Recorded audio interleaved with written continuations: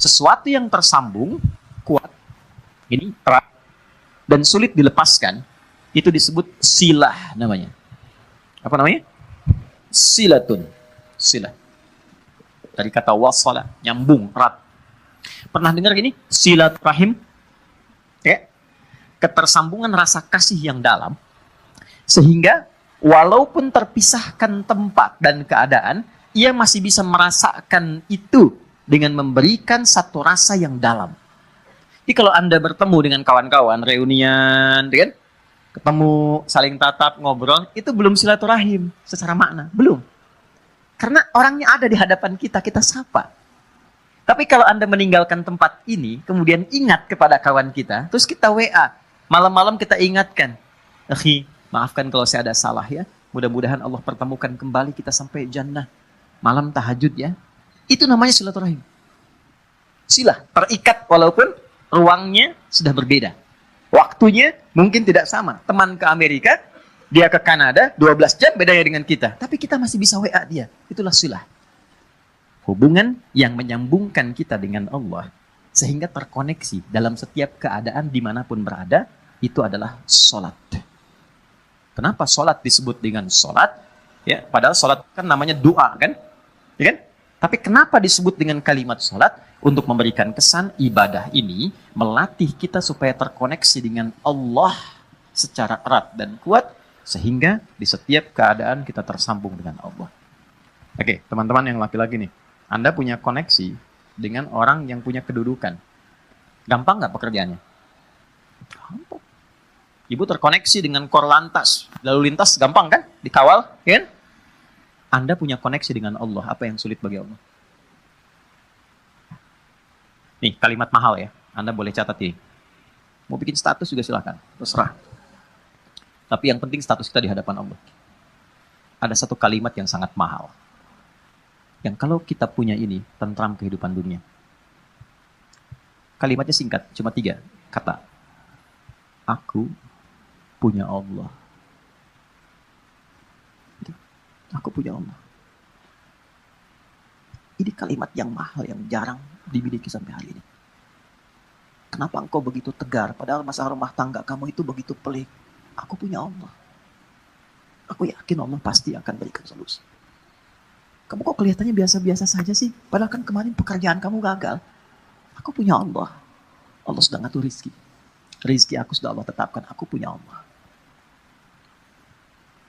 Kalimat ini yang mahal sekarang.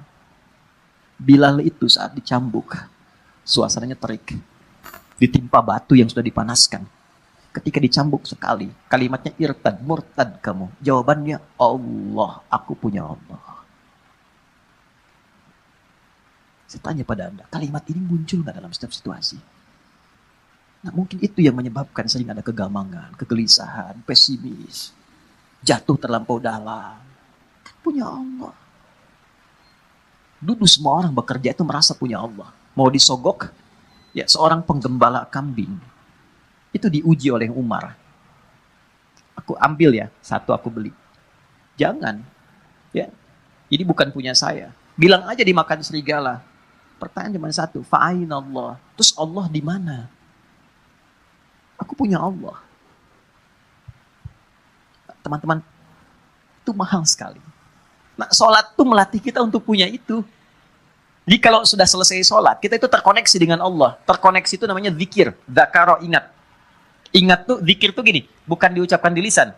Zikir itu diucapkan di lisan, tembus ke hati, lalu memberikan petunjuk kepada semua bagian tubuh kita. Itu zikir namanya. Jadi begitu disebutkan, ada getaran ke jiwa. Makanya kenapa pasca sholat ada zikir, khawatir setelah sholat belum nyambung. Ini yang dimaksud Quran surah keempat ayat 103. فَإِذَا قَضَيْتُمُ الصَّلَاةَ, maka jika Anda telah tuntas mengerjakan sholat, mungkin belum terkoneksi sepenuhnya dengan Allah. فَذْكُرُوا maka cepat koneksikan dirimu dengan Allah. Nih, kenapa istighfar didahulukan sebelum subhanallah? 1 juta. Serius? 5 juta. Umroh lah tawaran terakhir tuh. Ini serius umroh, bintang 5. Waktu habis udah. Waktu habis. Salah sendiri kenapa ngaco. Cepet. Karena boleh jadi saat sholat itu fokusnya kepada yang lain.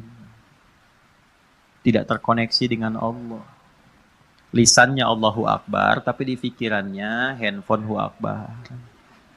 Ya, status di Instagram belum diupdate Hu Akbar. Ya, jemuran belum diangkat Hu Akbar.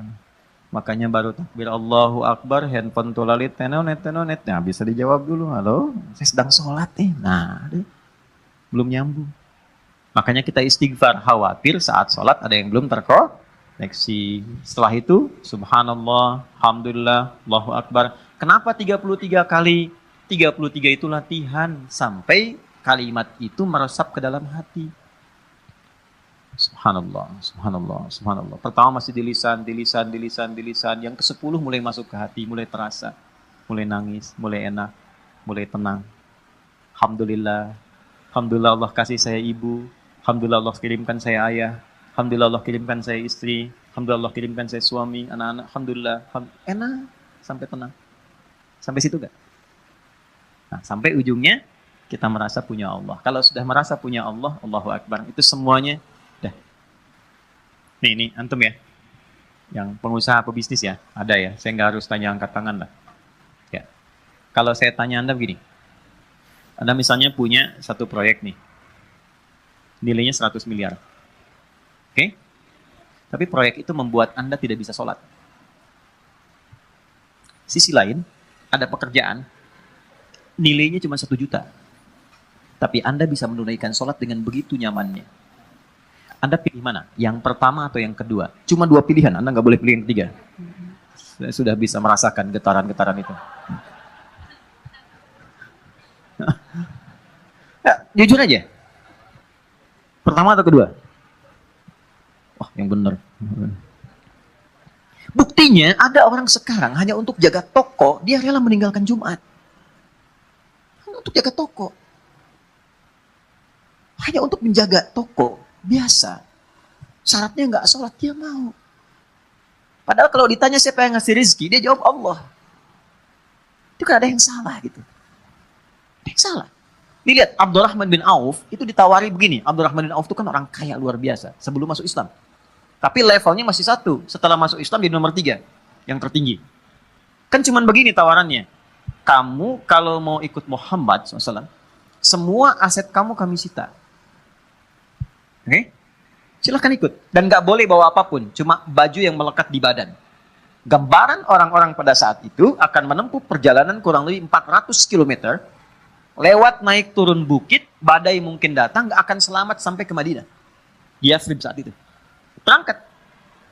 Anda kalau di posisi Abdurrahman bin Auf, ditawarkan demikian. Tawaran keduanya, tinggalkan ajaran Muhammad, tinggal di Mekah, kami angkat Anda menjadi hartawan terhormat dengan proyek nomor 1 di wilayah ini. Kalau Anda di posisi Abdurrahman bin Auf, silahkan ikut Nabi, tapi tinggalkan semua aset Anda 1 triliun. Bawa pakaian saja. Anda sudah bekerja 20 tahun, 30 tahun, dapat 1 T, tinggalkan itu ikut Nabi Muhammad. Yang belum tentu jelas di hadapan Anda kesuksesannya. Atau tinggal di kota Mekah, ambil hartawan terhormat nomor 1, semua proyek wilayah Bintaro Anda kuasai. Kalau Anda di posisi itu, Anda mau pilih mana? Nah, yang mau saya katakan, apa yang melatih seorang Abdurrahman bin Auf, sehingga mengambil keputusan, saya tetap ikut Nabi. Itu kan pertaruhan tinggi.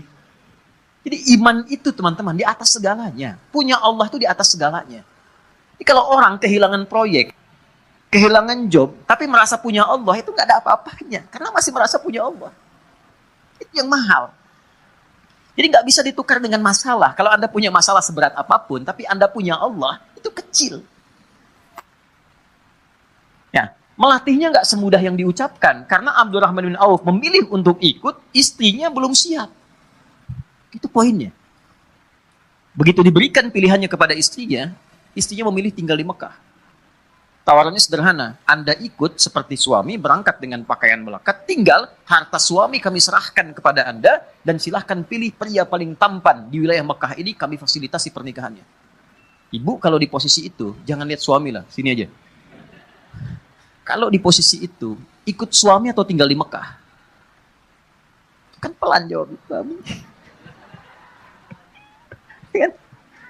Kamu andanya nggak dilirik suami. Oke. Ternyata tinggal di Mekah. Ya, tapi karena keyakinan kuat dan merasa punya Allah, perhatikan, orang yang sudah mengkoneksikan dirinya dengan Allah dan punya Allah, maka Allah jawab. Ini yang dimaksud rumus Quran surah kedua di ayat 152. Fadhkuruni adzkurkum. Engkau terkoneksi denganku, menyebut namaku, selalu diartikan menyebut, padahal zikir. Engkau terkoneksi denganku, aku memperhatikan engkau. Jadi sebelum beliau berangkat, Allah sudah siapkan perangkat. Sebelum Abdurrahman bin Auf berangkat, Allah sudah siapkan perangkat di sekitar Madinah. Yang menyambutnya itu harus orang paling kaya di Madinah. Itulah hebatnya orang Madinah. Yang haus disambut oleh orang bawa minuman. Yang lapar disambut oleh orang bawa makanan. Orang yang menolong seseorang sesuai sifatnya disebut dengan ansor namanya. Oke? Jadi ada orang datang ke rumah ke RKM, Mas Dimas lapar nih, disambutnya oleh santi yang bawa makanan. Ya. Ada orang yang wajahnya kelihatan tuh murung, punya utang. Dan disambutnya oleh orang yang dari Lazis, gitu kan? Nah, itu ansor namanya. Maka disambutnya oleh orang yang paling kaya dan digerakkan hati untuk mengatakan kalimat ini. Akhil karim, sami'tu annaka kunta ghaniya atau kama qala. Saudaraku yang mulia, aku dengar engkau pernah kaya. Lihat secara psikologi ya. Lalu jatuh fakir. Dia menyimpulkan begini, kalau pernah kaya dan kemudian turun statusnya, berarti kan ada pengaruh gaya dalam hidupnya. Berubah. Saya sering kutip rumus gaya itu F1 sama dengan F2. Ya, gaya gerak sama dengan gaya dorong. Kan? Pelan jadi pelan, kencang jadi kencang. Kalau naik mobilnya angkot, kan turunnya juga menunduk, tuh sedekah kan. Kalau mobilnya lebih bagus kan langsung begini, kadang-kadang nggak bisa buka pintu ya. Ya kan? F1 sama dengan F2. Tapi kan ada hukum Pascal di dalamnya. F berbanding lurus dengan P. Gaya berbanding lurus dengan tekanan. Semakin banyak gaya, semakin tertekan hidupnya. Oke? Saat punya sesuatu, gayanya kebanyakan. Gayanya banyak. Begitu sesuatu itu hilang, gaya nggak tertahankan. Akhirnya flexing demi gaya. Maaf, ada inflasi gaya gitu. Ya. Berlebihan. Nah ini kan jadi tekanan. Nah dia menilai begitu. Dia nggak tahu kalau Abdurrahman bin Auf ini sudah dididik ya oleh Nabi, punya Allah. Ditawarkannya begini, saya dengar Anda pernah kaya. Kalau ingin kaya lagi, ambil setengah harta saya. Coba. Kalau Anda ingin, saya dengar Anda ditinggalkan keluarga dan istri. Kalau ingin menikah lagi, pilih perempuan paling cantik di Yathrib ini. Sekalipun bagian dari keluargaku, aku fasilitas pernikahannya. Gantian ya Bu. Kalau Anda di posisi itu, dan tidak harus lihat ke sana, apa yang Anda pilih? Diterima atau tidak ditolak sama sekali? Saya sudah tahu wajahnya, ini percuma saya tawari.